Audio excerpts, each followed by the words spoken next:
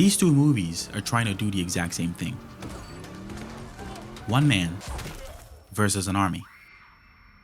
But while John Wick became a modern action classic, Extraction faded away. And it's not because of budget, stunts, or story. In this video, I'm breaking down 3 specific reasons why Extraction fails to create memorable action scenes. And I'll even use my own short film to show how these choices actually play out on screen. One of the biggest reasons the Extraction movies struggle is a lack of progression in their action. These films are known for their high-intensity one-take sequence. In the first movie, Tyler is rescuing a kidnapped boy. In the second, it's a family. Pulling off a long, continuous action scene like this is no small task. The choreography is impressive, the logistics are insane. These are clearly skilled filmmakers. But there's a major problem here. Extraction's one-takes have movement, but no progression. From a directing standpoint, progression isn't about how long a shot lasts. It's about whether the audience can answer 3 questions at all times. Where are we going? How far away is it? What's changing as we move towards it? Extraction doesn't answer these visually, so the action moves, but it doesn't advance. I'll use the courtyard brawl from Extraction 2 as an example here, but this issue exists in both movies. After the plan to escape through the basement fails, Tyler is told to get to Charlie. Any route to Charlie that isn't through the common yard? Between them is a massive courtyard full of ride-in prisoners. Here's the problem though, we don't know what Charlie looks like, where it is, or how far away it is. So the fight begins. For about 4 minutes, Tyler fights dozens of inmates in a well-choreographed sequence. And to be clear, the choreography itself is very solid. These guys know exactly what they're doing. But good action design shows the goal first, then places obstacles along the path. Here, it's the opposite. The audience is never given a landmark, a direction, a distance. And you can't feel progress if you don't know what progress looks like. So every punch feels emotionally the same. Every beat feels like more of the same. And then suddenly, All right, we're at Charlie, open up. we're there. We don't feel progress, we just get there. Now compare that to the staircase fight in John Wick 4. Before the fight even begins, the announcer tells us there are 222 steps between John and his goal. Then the camera shows us the stairs. John in the foreground, the steps stretching upwards into the distance. The goal is locked in visually. Only after that do the obstacles appear.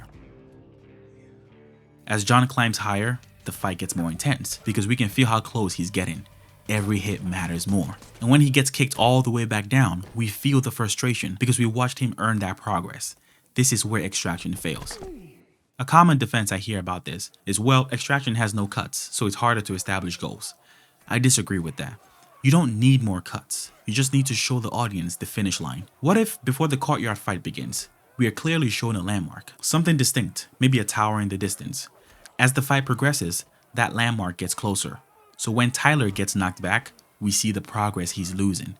Even if the path is chaotic, the goal stays fixed. Now every beat asks, are we closer or farther than before? With this small change, the chaos doesn't slow down, it just gains meaning. This issue continues through the rest of the sequence. After the courtyard, we move into a chaotic car chase. Gunfire, explosions, vehicles crashing. Sounds exciting on paper, but again, we don't know where they're headed.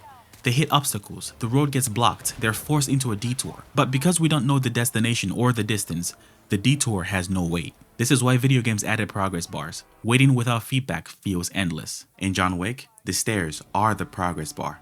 In Extraction, you're told there's a goal, but never shown it. The action keeps going, and suddenly, it's done. The audience isn't bored because it's long.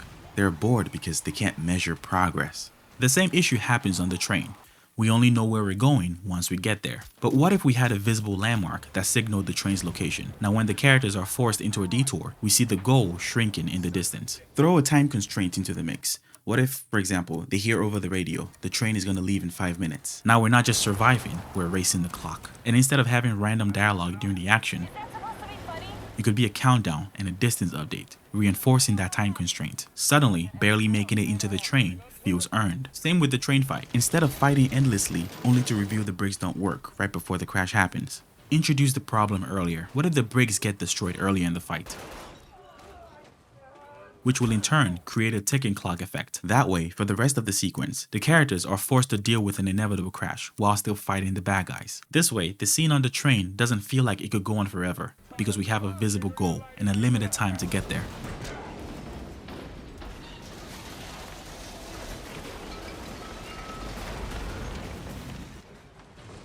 I ran into the same issue with my short film, The Curse Bounty. After the explosion, there's a one take where the character escapes a collapsing cave.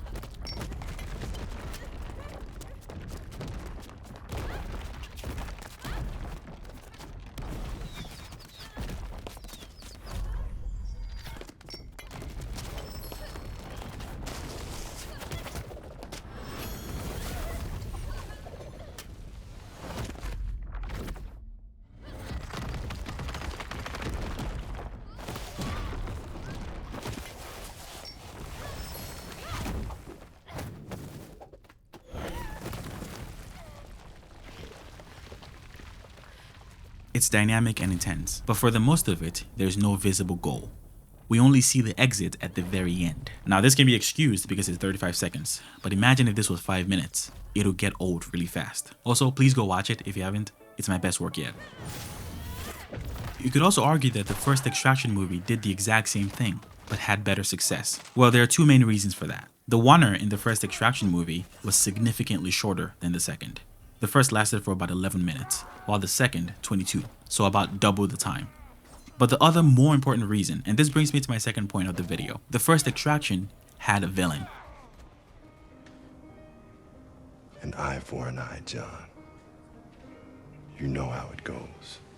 From a directing standpoint, the audience tracks action through goals, obstacles, and opponents. When enemies are just masked, nameless goons, there's no relationship inside the action, so every kill feels the same. You're not watching conflict build, you're just watching it drag on. In John Wick 2, before the real mission even begins, we're introduced to Cassian, Gianna D'Antonio's bodyguard.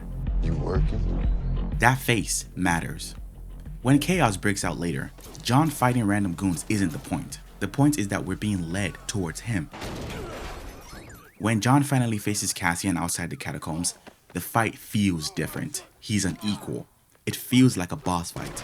That payoff works because the movie planted the seed earlier. So when you think back on that sequence, Cassian's face is what you remember. In Extraction 2, there's no face driving the conflict. We fight prisoners, then masked gunmen, then cars, bikes, ATVs, helicopters, stuff we've all seen before. You can only shoot anonymous enemies for so long before the scene runs out of meaning. Extraction 2 technically has villains. Two brothers running the criminal operation. One of them is arrested, this guy, the boy's father. They couldn't get him out, but they were able to get his family to live with him inside the prison. Our protagonist's job is to extract the family out safely. But the boy's father, who has the strongest motivation to oppose the heroes because his family is being taken away from him, is killed 5 minutes into the oner. After that, the sequence continues without a driving antagonist. With no specific opponent shaping the action, the oner has no internal payoff, which makes it feel longer than it actually is. If that villain stayed alive and active throughout the sequence and died at the very end, the entire fight would have had some shape. Now the audience knows this moment matters more than the last one. This also creates a cause and effect problem. In great action, one decision leads to the next problem. In John Wick 2, the fight in the catacombs exists because the main villain is tying up loose ends, and leading the army was his personal bodyguard, someone John's gonna face later in the movie. And he's able to take all of them down because he planned for this before the mission began. The fight in the catacombs then led to the fight with Cassian. One thing leads to another. Extraction 1 did this very well. Gunfight with the uncle leads to a car chase. The crash forces them into a building. The final fight is with the same antagonist. Clear cause and effect. Extraction 2 abandons this. Enemies just appear. Set pieces don't change the plan. Tyler barely adapts. It starts to feel like a zombie game. Waves of enemies spawning one after another. Good action is problem solving. Bad action is just endurance. I'm going to enjoy killing you. Yeah, get in line. When the movie's action language changes, the audience feels it, even if they can't explain why. Once you teach the audience a language, you can't abandon it. Extraction is known for its immersive, choreographed one take. That's its identity. But that language isn't carried through the rest of the movie. So the oner feels like the movie, while everything else feels like filler. As a result, the climax feels smaller than what came before, which is backwards storytelling. Compare that to the prison oner in the later shootout in Extraction 2. The oner has clear geography, continuous motion, a camera embedded in the action. The later shootout abandons that. Non-linear space, constant perspective shifts, unclear direction. If the location were simplified and more linear, with the villains pinching the heroes from the top and the bottom, the goal of reaching the roof would be clear. Instead of splitting fights across multiple locations, use stairs, elevators, and hallways to keep the same language alive. Extraction 1 did this better with the bridge finale. It felt like an extension of the oner, not a replacement. John Wick's visual language is close quarters gun combat, framed wide enough to read the whole action. When it escalates, the language stays the same. The space tightens, enemies increase, and the choices get harder. Same grammar, bigger sentence. That's why John Wick is remembered as a whole, not just a moment. When I made my own short film, the biggest lesson wasn't how to pull off a long take. It was how to make sure every scene spoke the same visual language. Because great action isn't about one great scene. It's about a language you commit to all the way to the end. I don't want this video to sound too negative, because I actually really enjoy both Extraction movies. As an animator who's also aiming to be a director one day, I love having one takes in my shot, and these movies are a huge inspiration to me. I make this video in hopes that whenever there's a third Extraction movie, they actually address some of these issues. I also really appreciate the filmmakers trying to go bigger and like one-up themselves. I mean, look at John Wick, right? Every sequel was bigger and better, but not because they had bigger explosions or bigger car chases. It was because they found what worked in the first movie and went all in on that. Speaking of John Wick, my next video is actually going to be about the John Wick movies. Subscribe if you want to see that. Thanks for watching. I will see you in the next one.